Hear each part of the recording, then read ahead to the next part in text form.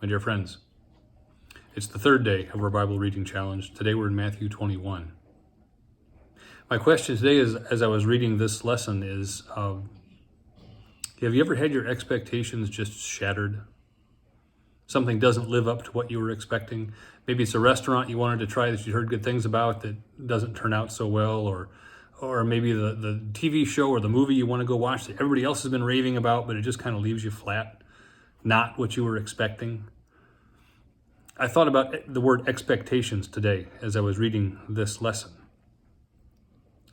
It's the triumphal entry. It's Palm Sunday reading. We read this every year as Jesus comes into Jerusalem. What did the crowd expect? What were they expecting to happen? Who did they expect Jesus to be? What did they expect him to do? How did they expect the week to play out? Although they probably didn't think it was just going to be a week. What were they expecting?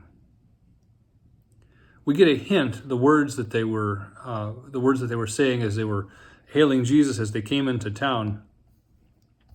Hosanna to the Son of David.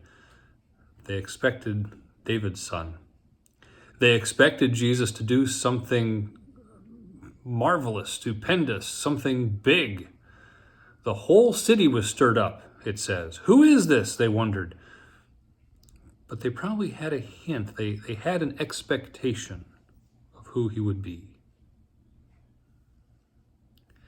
I wonder if their expectation lived up to what actually happened that week. They wanted a king, perhaps that's what they were expecting, but did they realize that their king was going to be enthroned on a cross? Did they realize their king would have a crown of thorns? Probably not. What are your expectations? What are your expectations of Jesus? What do you hope that he will do for you in your life, for your family? What are your expectations about this whole Bible reading thing? What do you think will be different at the end of it?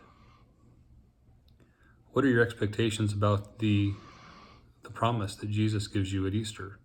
Your expectations of what Easter is going to mean for you eternally? It's what I was thinking about as I read these. Consider that as you ponder this lesson. What were they expecting? What are we expecting? God be with you. Thanks for joining me on this journey.